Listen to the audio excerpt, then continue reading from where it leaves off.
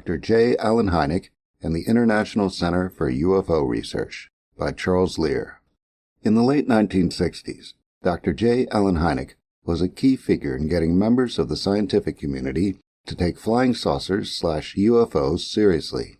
He was a prominent astronomer who was involved in the mystery at the very beginning as a consultant for the Air Force's investigation, which operated for most of its existence as Project Blue Book until its termination in 1969.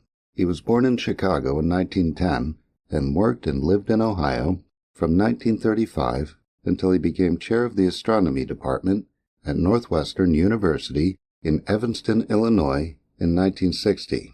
In 1973, he founded the Center for UFO Studies, which was based in Chicago. Then, in 1984, after spending his entire life in the Midwest, he rather suddenly moved with his family from Chicago to Scottsdale, Arizona. In this blog, we'll explore what was going on behind the scenes. In 1972, Hynek's first book, The UFO Experience, was published. In it, he presents his vision of a UFO research center. If funds were no object, and I were directing a UFO institute, I would personally train an adequate number of full-time investigators, and then, when a particularly interesting UFO report came along, assign 2 investigators to bird dog the case until every bit of potentially available data was obtained. In his 2017 biography of Hynek, The Close Encounters Man, Mark O'Connell quotes Hynek telling a Chicago Tribune reporter that the reason he and his wife, Mimi, had moved to Arizona was because Chicago is a hotbed of inertia. While this may have been part of the reason, it seems his main motivation was the opportunity to realize his dream of a well-funded UFO research center. O'Connell goes into this, but Jacques Vallée, a longtime friend and associate of Hynek's, describes the circumstances in much more detail. Vallée wrote about Hynek's move in a journal kept during the period that was published in 2016 as Forbidden Science, Volume 3. The first entry addressing this is headed Spring Hill, 10 November 1984. There he wrote, "Allen told us his new center was now duly established in Scottsdale, with the backing of wealthy Englishman Jeffery Kaye, a pro-Israeli businessman who maintains homes in 3 countries. He explains that Kaye had only provided startup funds and intended to fund the center through publishing and film projects, starting with a biopic on Hynek written by John Fuller. According to him, Hynek talked about spending $2 million a year, but Mr. Kaye will not provide that kind of cash. How Hynek came to meet Kaye comes out in entries up to December 15, 1986. It seems the driving forces for the center were a pair of gold mining entrepreneurs Vallée identifies as Tina and Brian. O'Connell gives their last names as Coate and Myers, respectively. They had known Kaye for several years as a potential investor. Tina Coate, a former Chicago deputy sheriff who had been interested in psychic research, became interested in UFOs after meeting Ed Slade in Las Vegas, who told her he was a former agent. According to Vallée, Slade told her that the U.S. had captured flying saucers, one of which was being held at Nellis Air Force Base, and their occupants. He would later tell her he was a contactee and show her a scar as proof. Slade and Jules Glazer, Kaye's financial advisor, shared an interest in collecting old share certificates, and it was arranged that Kaye and Slade would meet.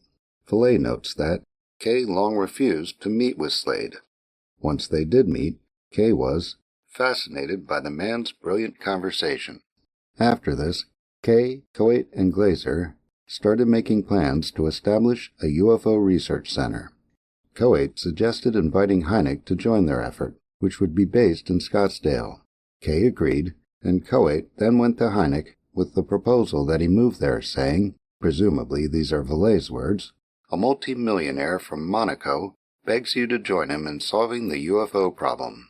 He pledges his support." Hynek jumped at the chance and bought a house from Glazer, who was taking care of the business aspects of getting the center started. Kaye offered the use of a duplex he owned in Phoenix for the base of operations.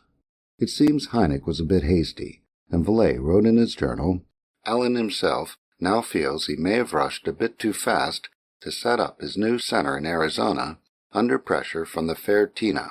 Besides the iffiness of the finances, the people involved were far from being the scientific-minded researcher-investigators Hynek had surrounded himself with throughout his time with CUFOS, which was now attached to the center in Scottsdale.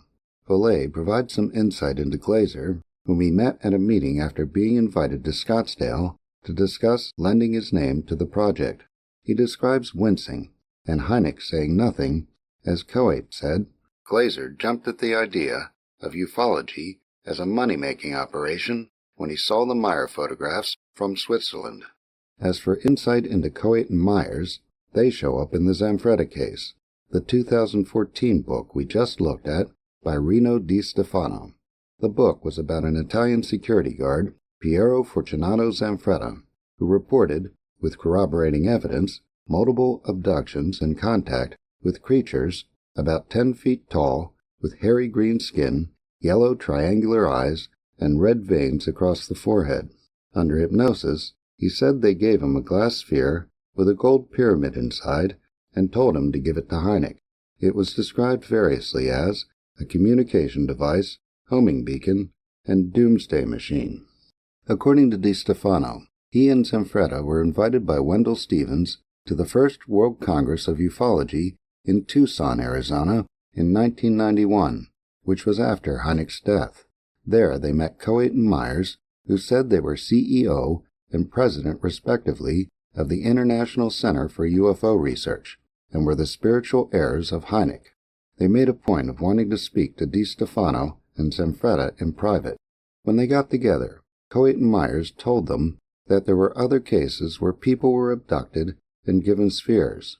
They said they were able to obtain 2 of them and needed a third, in Di Stefano's words, to carry out a project on a global scale. After Zanfretta told them he needed to think about it and went back to his home in Genoa, Italy, Kaye and Myers went so far as to fly to Genoa to press the matter. They made a formal proposal that involved Zanfretta being flown to Arizona in a private plane. He was to stay there while the 3 spheres were united. They said that this would reveal a hidden alien message. Di Stefano says that Zanfretta replied, once again, that he'd have to think about it, but seemed to really mean, I'd like to, but I can't. It seems that Hynek lost patience with his new partners and their approach to the UFO subject, and Vallée wrote this. Allen told me that CUFOS from Chicago had sent a sternly worded letter to Tina and Brian forbidding them from using Hynek's name in connection with their work. This saddened Allen, who gave Tina credit for bringing him to the freedom of Arizona, although he no longer wants to be associated with Jeffery Kaye. Unfortunately, in the midst of all this, Hynek was diagnosed with prostate cancer, and a brain tumor was discovered as well. He died on April 27, 1986.